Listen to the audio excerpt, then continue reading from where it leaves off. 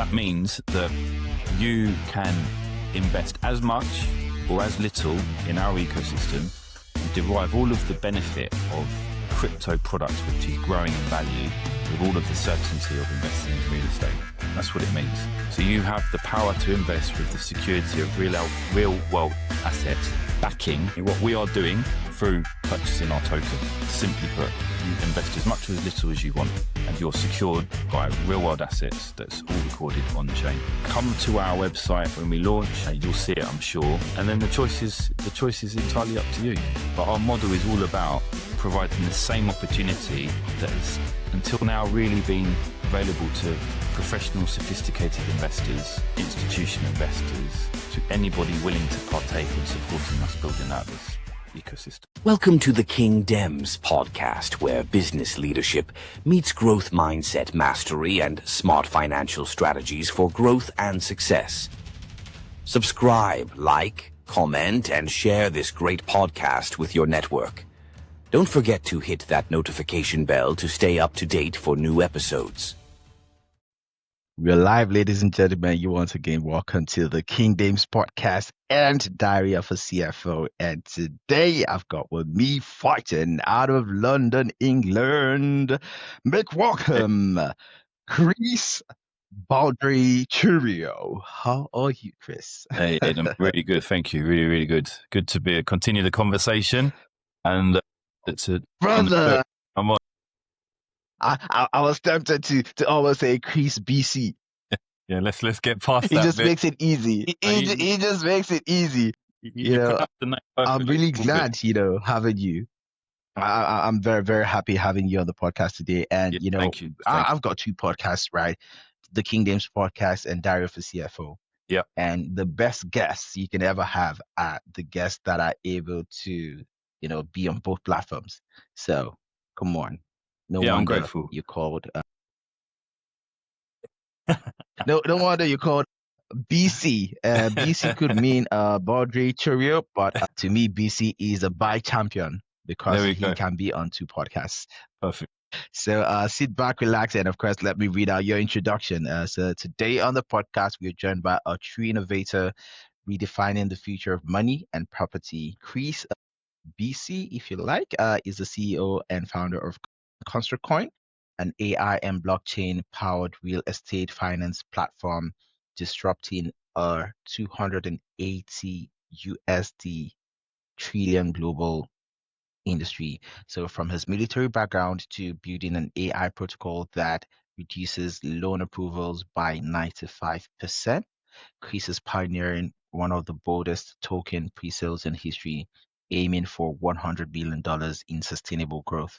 With a real asset backing, visionary, be the bank philosophy, and operations spanning the UK, British Virgin Islands, and Dubai, Chris is here to unpack the intersection of AI, blockchain, and real estate, and how it can change the financial future of everyday people. Ladies and gentlemen, let's dive in and make welcome again, Chris BC to the show. Wow. Now I'm still celebrating that introduction. Wow, fantastic. Thank you very much. That is what we are doing for sure. It's really topical at the moment, certainly in the UK. I think housing and housing provision and the finance around it is a huge thing globally, but in the UK it's really, really topical. So yeah, thank you for that intro. Let's get into it. I'm really, really happy to be here. Let's get it. The party started. Your journey is actually taking you from the British Army to property development, consumer goods, and of course now fintech innovation. So what were some of the key mindset shifts that prepared you for this journey? Yeah, so look, I think it's really difficult to articulate the chronological order of all of this, right, really concisely, but life has been a journey, as it is for all of us, right? And I think I first got into property development and property early stage property finance as the first part of my career, learning about structuring deals and refinancing mortgages and self-build mortgages in the UK. And I think that the entrepreneurial streak in me was really set alight when I discovered ways of using the banking system to generate wealth through the acquisition of property and land. I was too young to really embrace that opportunity and fully understand it. And having built some foundations academically, professionally for a couple of years, I learned a huge amount about the industry, but I wasn't quite ready for the execution. And I still had this athletic mindset that pulled me into a different direction of self-improvement and this better version of myself, which just led me to elitism in the military, I think, and pursuing a part of that, which was part of my boyhood, as most young men have, this desire to play with big trucks, big toys, big loud toys, and embrace that as a part of my life that I felt I needed to just satisfy without really considering what that really meant until I actually started doing it. And, there was a paradigm shift in my mindset, which was consolidating a lot of that early years learning and that entrepreneurial flair that I'd sparked. And that gave me the confidence to step outside of that military world, take that first step on a new journey and fire up that entrepreneurial desire that I had to translate that into opportunity that started to build a foundation for my life and what subsequently followed. Reality is different from daydreaming. But when you talk about these big toys, when it becomes real, it's a different ball game. But something I appreciate about you is the fact that you are, what I say, when they say, when life gives you lemons, make lemonade. If that saying was a person, you should be like an embodiment of that saying. You are like the poster boy of that saying, actually. And of course, you've actually spoken about how failures have actually helped to shape your path. Can you share, if you wish, one or two setbacks that became turning points for your entrepreneurial journey? Yeah, so let me show you something that we didn't talk about that is a story that's I'm quite comfortable sharing now, but it's quite close to my heart because quite early in my early years. This might make some of your listeners laugh, if not you. But when I was... I can laugh at the drop of a needle. So my laugh. My mom is from South America, right? My mom brought us up, in a very humble space, my sister and I. And my mum had this thing, as most mums do, about losing keys and what to do if you lose your keys, right? So that stereotype, you lose your keys, every lock in your house, but up and down the street needs to be changed, let alone your own house, right? And I had an incident after one day at school where I was on my bike, put my hand in my pocket as I was talking to some friends, pull my hand out of my pocket, and my keys literally slow motion hit the bike frame and fell to the floor. But as they fell to the floor, I was above a storm drain. It literally landed on one of the thongs of the rail and just rolled into the storm drain and dropped down to the bottom of the storm drain. I was just watching this in slow motion, thinking, "Oh my God, oh my God!" And I thought to myself, "What am I going to do?" And of course, I went home that night and explained to my mum that the keys I'd lost had fallen down the drain. She just didn't believe it. She just was not having it. And of course, I knew. How do you make someone believe that your keys are in the drain unless they're there and saw it, let alone your own mum, right? And I knew the panic. I could see the panic in her face on setting that she was going to change every lock in the house. She was going to change, even though, let's think about this rationally. Your keys don't have an address on it. There's no identifier to your specific house or who they belong to. So even if I had dropped them on the street and someone picked them up, no one's going to know they're my keys or that they belong to our property, right? So here's the thing, and the panic set in. That's the paranoia. Bro, unbelievable, right? And we laugh about this today, but at the time it was like, I need to get those keys. So I jumped back on my bike and I rode back to the road that was on around the corner from my school. And all I could think of using at the time was a bottle. I think it was a bottle of Coke, plastic bottle of Coke, I can't remember. I knocked on a door, got some scissors and cut it open. I didn't tell them what I was doing. I was just saying, look, could you please help me? Because I've lost my keys, blah, blah, blah, blah. I lifted the storm drain up and then I started emptying this drain. I'm just going to say to you, this started at probably 4:15, 4:30 at 1 that morning, I finished, I'd emptied the drain. My dad had come over. He didn't live with us. My dad had come over and had come to where I was. He had some dry cleaning in the car. I'd literally emptied this storm drain and he'd helped me at that point. He was holding me upside down because I was not leaving. I was not leaving until I'd pulled the keys out of that drain. and I'd scrape the sediment off the drain. Anyway, the moral of the story is that he hung me upside down. I'd used a coat hanger to scrape the bottom of the drain. It'd taken best part of 6-7 hours to empty it, and I finally pulled the keys out. And that moment, I sort of picked the keys up and went, "There's my keys." That was a defining moment for me. I didn't realize at the time, but I remember years later, my dad saying to me, "There's a determination in you that's a rare quality because you were determined to prove that." Yeah. Those keys were there, right? And so that's a quality that stayed with me. And whenever I've faced a situation, whether it's athletically, whether it's anything to do with, just needing to get stuff done, that has always been one of the few reminders in my life that if you're absolutely certain, you just need to go, you just need to get it done, finish, whatever it takes, just get it done. So that is definitely a theme. And then the other bit is just that self-belief. You've got to back yourself. You absolutely have to back yourself, and you have to surround yourself with people who believe in what you're doing, but also have the strength of character to believe in themselves. And, taking those steps is a mixture of things, but just get it done. Fundamentally, just get it done. I love this story. It basically aligns with the theme of the King Dems podcast. The theme of the King Dems podcast is growth mindset, leadership, and business insights, right? And I always love me a guest that aligns with the theme of the podcast. I set out to do just two things: to educate and to motivate. If I have those two things done, I think my job is done. Yeah, right? we're winning. I'm grateful to have people like you do the job for me. Talking about how determined we are to find our keys, right? But let me tell you something. Anyone that knows anyone that knows about South American mums will understand the significance of that event in my life in terms of keeping the peace. But I think, as with all things, sometimes you just need to take the first step, and the journey of life is one of learning, right? We have to embrace every task as an opportunity.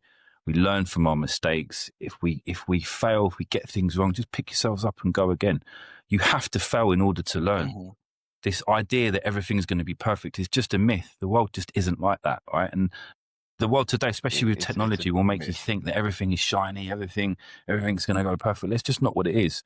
But you have to go through adversity, to appreciate, but also to achieve. No outcome is possible without some level of work ethic, some level of commitment, some level of I want to say anxiety, but that's probably not the right word, but you just have to commit. You just have to commit in every task. And I think this has probably been a consistent challenge for me throughout the years is finding your focus and finding the things that you're passionate about. And I think that passion is your fuel. But if you can enjoy what you do, if you can be happy at what you do. Passion is very, very important. It's no longer a task. Important. It's no longer a task. So then you just think about what you're chasing and why, and where are the priorities and all of that. And that's the analogy. Sometimes it's just about doing things right. Sometimes it's about doing what needs to be done. And most of all, it's about doing things properly. And I think people embrace that, people respect that, people lean towards that and adopt that in their own mindsets. And if that's something that people can take away from being around you, that's got to be a good thing. Absolutely. The very last thing you said, if that's something people can pick from you, that's, really a great thing. I remember recently, I think a few months ago, an ex-colleague of mine called me, and guess what? They said, this lady was like, "Oh, wow, Ademola, I'm really, really proud of you." And I'm like, "Oh, why?" She was like, "Oh, the way you have built your podcast from ground, to a globally, recognized brand. It's really amazing. I see your hard work. I see your consistency." And I'm like, "Oh, wow." So people look, right? People see you building. And guess what? This person was like, "I need to come take a master class from you to learn how to be consistent." And I'm like, "Excuse me, there are certain things I don't think you really can teach a person. How do you teach a person consistency?" It's contagious, right? Growth mindset is contagious, and success breeds success. And there's an alchemy that attracts when you're doing things right. I think when you're doing things properly, and and I think that that's one of the beauties of humanity is that we shine as human beings when we're doing things properly. And I think that aspiration is in us all. It's in us it's the right and wrong thing. It's about understanding, that you can do things better and that you can be better. And that applies to so much in life. It's a central theme of everything that we're doing at the moment. And I say we, I'm the CEO of Construct Koin, I'm leading execs in the business, but there's a few of us and we all have that same mindset. It's how do we do things better, properly, but do it humbly. We don't need to be shouting off the rooftops about what we're doing because we're doing it, but it doesn't mean we can't take pride and talk about it and be our own advocates. But I think there's a real subtle difference. And I think if you don't blow your trumpet, who's going to blow for you? Yeah, exactly, right? Exactly. But when people take note and recognize those things, that's a really endearing moment. So I think for you to have people speaks a lot. A very, very endearing moment, because like it's crazy. And somebody called me one time. I was like, well, I see the work you do. Like, I see you have posted without fail every week. And it's crazy how this person told me that the only time I saw that you took a break was in January this year, and you did not post for 2 weeks. And when you came back, I saw that you rebranded your podcast. And I was like, wow. So people actually notice. And this is somebody that doesn't even post a single comment on any of the platforms, but they're telling me what exactly I am doing. I'm like, wow. You got a real fan, raving fan. That's a good book to read, by the way. Note, brother. That's a great book to read. I highly recommend. Raving fan, right? And about customer service and the importance of valuing your customer base and making them really feel that value, not in a transactional way. Like we were talking about how software companies tend to operate today. There's a process, the perception of customer service, but the depth just isn't there. It really isn't. It's all about the customer service. Yeah, that's a whole podcast on its own. That was episode 100 of my podcast with a guy here in the UK, Johan Diaz, right? We delved into customer service and customer experience. I think guys go watch it. And of course, it's a really great watch. It's crazy how customer experience is in this age and time, right?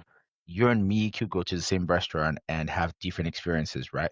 However, the companies, especially these software companies these days, think they can create an experience and push it on you. No. And they have a false sense of customer service, especially these guys who just take your money and force you to interact with AI chatbots. A process. That is the most annoying thing.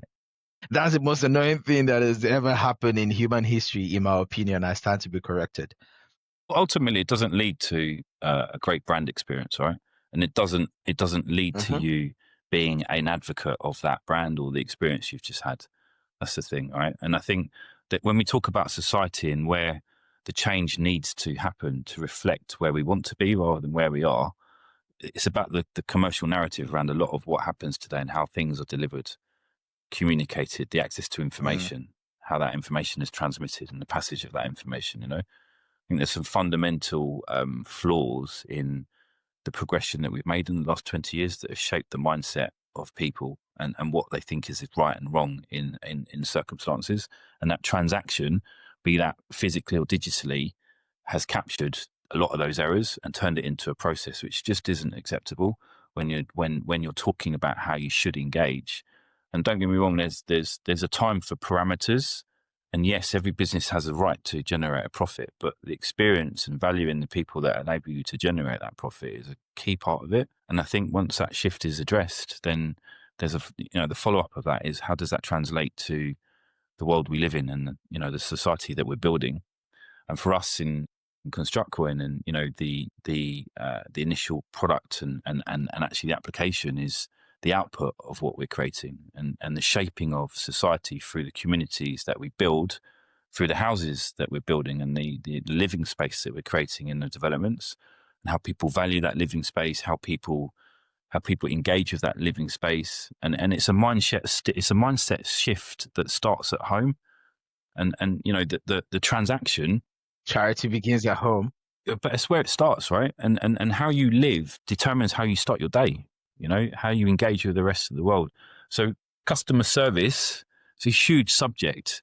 The mindset of commercial operations for customer service, for profit. How do businesses engage? Well, that's about the fabric of society today. It really is. And I think when we talk about what we're building and what we want to do, it's about how to change, how to create opportunity, how to get people plugged back into valuing their communities, their living space, and changing the way that they engage with the world, because you don't feel that you need to take all the time. You can give back. You can feel that there's purpose. You're invested in your space. You're invested in the asset that is yours. All these things are connected, and they shape our outlook and how we and how we innovate, how we grow, and how we go about achieving those things.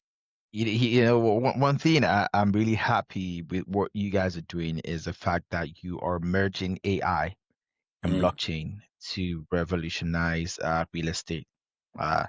Have you taken a look at my initials? Yes. So what are my initials? Well, AI.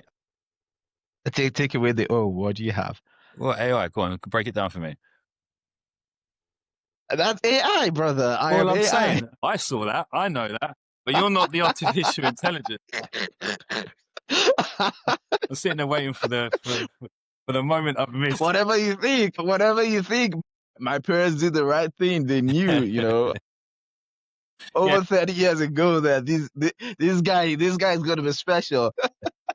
You were going to start thinking for all of us. Yeah. So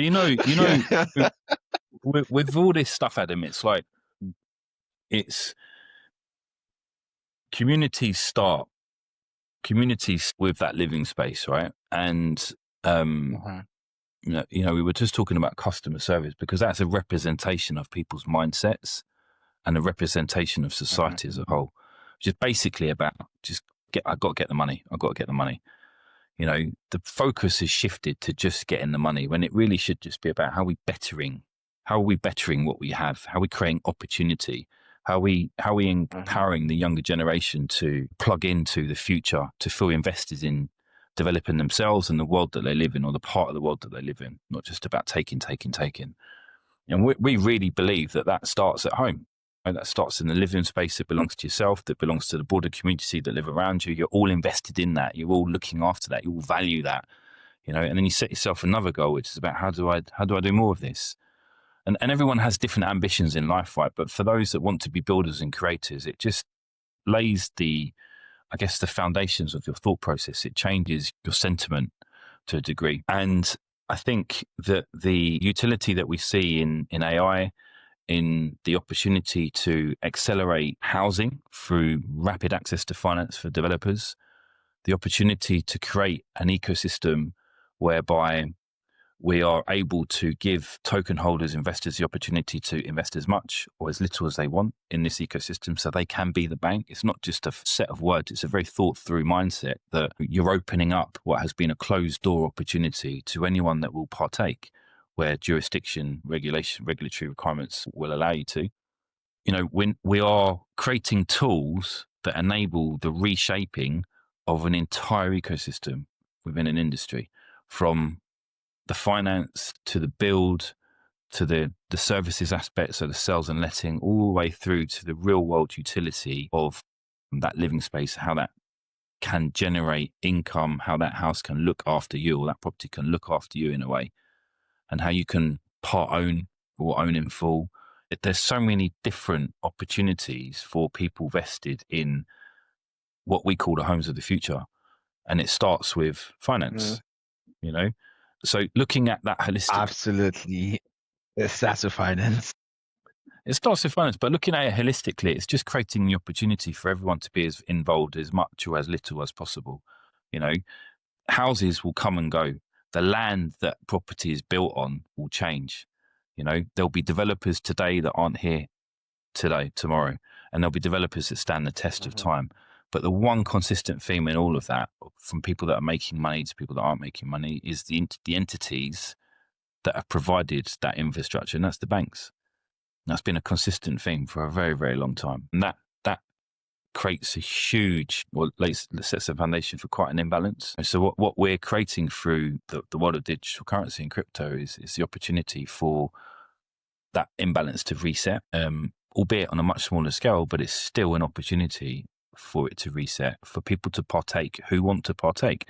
And as a direct consequence of that, you're creating an entire new infrastructure for living, as well as industry advancement and development within real estate across the board. So the mindset that I'm referring to, the commercial mindset, is yes, every business has a right to make a profit. It's just what we're in business for. But it's about doing things properly. And what are the implications of that business's operations on the ecosystem that you operate within? And if you're today, we have to be doing good for society. We have to be doing good for the environment, for the economy. You know, these are all responsibilities of business leaders today. Energy efficiency, energy sustainability, as well as wealth generation, you know, not just for a small few, for the masses or anyone that wants to partake. And in doing so, you're also creating opportunity because you're building businesses that employ people. You're contributing to the economy through the traditional taxation systems and so on and so forth. But people have to be invested in that growth. And that's a big thing for us. So when I talk about, you know, as you highlighted, that sort of that principle of customer service, that really does just highlight the really thunderous noise of what is wrong with society today. That this is a part of creating a momentum of changing. And we're not the only people doing that. I think that the decentralized world, there's a lot of that mindset. It's about spreading the wealth and creating innovation and speeding up the pace of innovation and opportunity in different parts of the world through the movement of data and information. All these things are highly relevant, right? But that's our for our contribution. That's where our flag is in the sand. And I think that a lot of what I've done and seen in my early years and my sort of military experience just really highlighted the need, as I have felt exposed to this opportunity to partake and have the confidence to take those steps and start that journey. I appreciate you talking about how the landscape of the finance world globally is changing, especially with decentralized finance. We're seeing a new trend and, of course, a new financial culture taking shape, albeit it might be slow, right, due to certain traditional resistance, but over time we will see that wholesale change happen on a global scale. You and your team have actually introduced a 100 phase token, a pre-sale model, right? And of course, something no other crypto project has attempted. Why is this bold approach taken, and how does it protect against the pump and dump cycles that we have seen in the crypto world, especially with meme coins? I think so. I think it's important to separate past from present, and some of the smoke and mirrors products and projects that exist in that sort of digital currency world. Those meme coins are annoying, brother. Bro, I still don't understand meme coins, frankly speaking. I mean, if people want to invest in stuff, that's their prerogative, right? And they exist for a reason. But the proposition, just to answer the first question, so we're in a 100 phase pre-sale. We're not actually the only people to do that. We're probably the first to really clearly articulate the plan. But within that, there's actually quite a few milestones, right? So the first one is obviously our launch and talking about how we have consolidated the activity off-chain to provide this security for token holders on-chain. Now, one critical part of all of this is that every development that we're engaged with provides the security to our token holders. So first and foremost, today we have just over 13.5 million on-chain in security. There is another, I can't quote the full number, but that's going to ramp up quite significantly with some deals that have been executed through the pre-launch phase recently. And the purpose of that initial position is to establish our loan book to fund the developments we have in our deal flow right now with developers who have MVP'd our initial product, and we've been working with to roll this out, right? The second part of it is that I've been very vocal, as have members of my team in the traditional construction world, about what we're doing and what we're building in the southeast of England, specifically in terms of sustainable family homes. So that the narrative of a pump and dump, I think, can't really come anywhere near us, because we have a very clear roadmap. And what we're doing is demonstrating how we are pioneering change, as well as bringing about some pre-existing change in a consolidated fashion into living space in this part of the country, from the energy generation to the use of water filtration systems for efficiency, there's some real cool use cases in what we call a smarter home, as well as some of the stuff that will just appeal to tech native people who want to be connected to the latest bits and pieces that they use day to day in their home. And of course, with the phases of our pre-sale, that's set out over a period of time. So within that, we have our token generation event. We have our certainty that at a point in time in a not too distant future, we will be launching that token across exchanges, and token holders that have invested will see the appreciation of that token. And again, at all times, we're adding developments to provide the security to those tokens, as well as rolling out some of the other features and functionality that will exist in the protocol, which we're really excited about. So Construct Koin as a protocol is all about the network that we want to build, that we want to encourage other organizations to build within. And those things are the things that separate us from some of the horror stories that we hear about that have been and gone. And the truth is, when you look Speaking of horror stories, I have a horror story for you. and that's the thing, right? Whoa, So that is Bio. I don't know if you heard of Bio. Have you heard of Bio, the No. coin for the pharmaceutical industry? Go on, tell me about it. That is that's a very horrible horror story. I did invest in that coin personally, but it was bonkers. So they claimed that they were meant to be that token to help with pharmaceutical research, medical research, and help to revolutionize the, pharmaceutical and medical industry. However, they got launched on Binance, and that coin only kept on falling. I don't know what it is right now, but I think it's next to nothing right now. It's crazy how some of these guys come up with interesting, fantastic, use cases, white papers, and they just go down the drain. Yeah, look, and that's the thing, right? So you just hit the nail on the head. And what I was getting to is that the real world utility is, how does this business actually make money? Whether it's digitally or physically, how does it make money? Our token holders and our business is making money now. We were able to launch our on-chain protocol because of what we've established off-chain before we started our private round. And we are late in launching because we've been investing in technology, developing the MVP, because we've gone through all the trial and tribulation of early stage companies as we've been raising money to fund the developments that will provide the security to the ecosystem that we're building, and that has been a process which you've also learned some of the problems that we're trying to solve, in a way that we hadn't considered whilst we were scoping what the opportunity would be, in the early part of our journey. So, the real world utility, the real world assets behind what we're doing provide the community with security, right? But it's about how we then evolve. And going back to what I said at the beginning, it's a change that we want to bring about, that we want to execute. And there's 3 pillars to our protocol. The first one is AI in lending. And there's a regulatory route yet, which we haven't even got off the ground, which we will do in year 2 for retail. It's the AI in the sales and lettings process. So that speaks to disintermediation. So the transition of the traditional estate agent embracing AI technology. So that's about automation and efficiency, where we are trialing and developing the use case around the sale and letting of our own property developments. And then the third pillar is AI in a home. And how does a resident occupying a new home embrace that process in a really personalized, really thought through way, which is about, for example, programming hardware in the property for a personal experience, be that boilers, hot water temperatures, for example, climate control, be that energy efficiency through water or energy generated through photovoltaic technology around the development, and then being able to utilize that energy in some form of trading format, which speaks to the wallet we're launching and the ability to receive your credit in your wallet from the energy generated within your development. So the real world utility is about how we're changing the idea of a living space.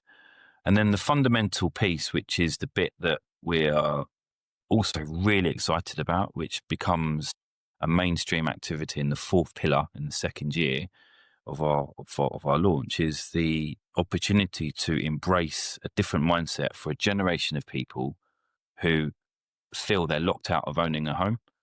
and how we can offer a solution to home ownership that has only existed with social housing and the stigma of housing associations, and change the mindset for a generation of people who feel like they haven't been able to get on the property ladder, and to make that attainable, to make that achievable through the developments that we're funding and building. And that will also involve partnerships with many more developers, but we are working with a handful now in the Southeast to roll that out, to develop the use case, and then to take that to scale.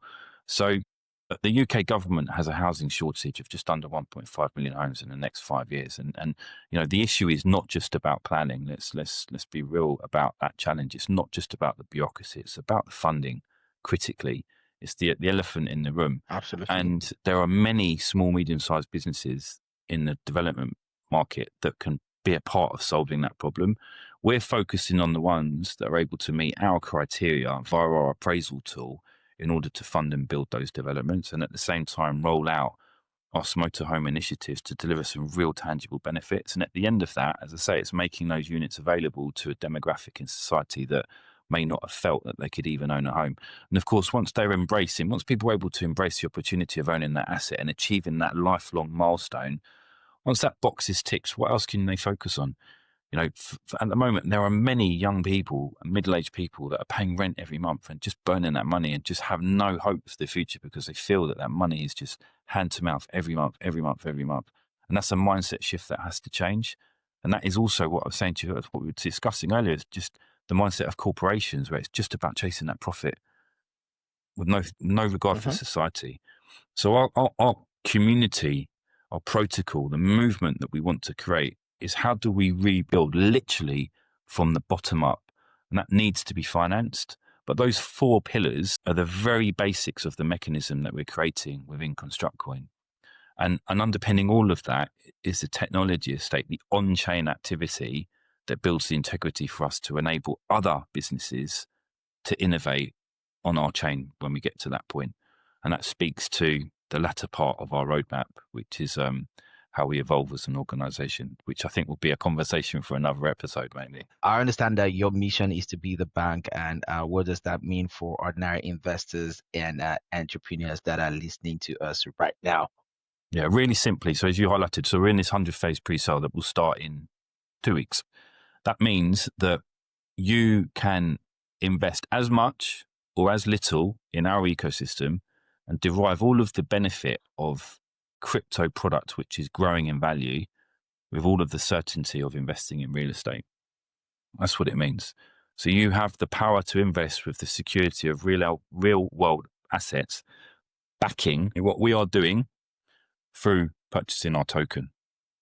Simply put, you invest as much or as little as you want, and you're secured by real world assets that's all recorded on chain. Come to our website when we launch, and you'll see it, I'm sure. And then the choice is entirely up to you. But our model is all about providing the same opportunity that has until now really been available to professional, sophisticated investors, institutional investors, to anybody willing to partake in supporting us building out this ecosystem. Yeah. Yes, please. So we are we're at Construct Koin with a K, so Construct and Koin with a K.com. And you will, thank you for the opportunity to say that, Construct Koin, K for coin.com. Okay, that's you live at when? We'll be live in 2 You're weeks. live when? Live in 2 weeks. Oh wow! 2 weeks. We're live in 2 weeks. Interesting stuff. Interesting stuff. So I'm going to let you go soon, but I have to put you through the Pacific Ring of Fire. That is the quick fire round. So give me your answers in just 10 seconds. 10 seconds, please. So when we fast forward to 10 years from now, what impact do you hope that ConstructCoin makes in the global real estate and finance space? Oh, well, we want to have contributed to the housing problem in the UK and to create a model that can be used elsewhere in the world. Okay, there you go. And of course, what's the best business advice that you've ever received? The journey of 1,000 steps starts with the first step. Take the step. Oh, wow. We see that a lot in Nigeria. Okay, so what's one book that has changed your perspective on business or life? Do you know what? Someone asked me this the other day, and there's this is the book that absolutely inspired me in my early teens. It's Victor Kiam, How to Be an Entrepreneur. Victor Kiam, he was the guy that bought Remington Razor in the late 70s. Victor Kiam, How to Be an Entrepreneur. That's the one. Okay, we need to go grab that book. AI or blockchain, which one excites you more right now? Oh wow, that's a really loaded question given where we are. But you know, which one excites me? Okay, do you know what? The possibilities in AI excite me, but I'm motivated. Let's leave it like that because I am AI. Say no more. Say no more. don't get AI upset. So, if you weren't building Construct Coin, what career would you be pursuing? Oh wow, that's a rewind moment, and I can hear the clock ticking in the background. Tick, tick. I'd probably still be in the military in some way, shape, or form, helping. Okay, thank you. Thank you very much, Soldier Boy. Soldier Boy, it's been really, really great having you today. And of course, speaking of time, right? There's something I always say that an attitude of gratitude is good attitude. And of course, when somebody shares their time with you, they share their life with you because the SI unit for measuring life is time. And of course, love and respect to you for sharing your time with us today. And of course, to the audience, guys, go do the right thing. I've got Soldier Boy with me. If you don't share and like and comment on this episode, come on, the army is coming for you. We're not sending the police to you. He really doesn't mean that. But by all means, share and subscribe, right? And comment. Tell us what you think. But no, it's been really good it's good to chat. Absolutely, brother. Do you want to leave a shout out to anybody before you run? Everybody that's starting their journey. That's my shout. Everybody that's starting the journey. The book is yet to be written. So just get started. And if you're sitting there wondering, just do. Just do. Embrace it. Go after it. Just do it. And enjoy the journey. Enjoy the journey. Just do it. Wow. I really appreciate it. It seems like you stole my line. I appreciate you, brother. You stole my line because I always say at the end of the podcast, right? Everybody go for something in your life, right? And of course, my buzzword, or my line is conceive, believe, strive to thrive, and of course, achieve. I love that. Of course, for me, it's goodbye. And of course, from the Soldier Boy, Chris, before Christ, it's goodbye.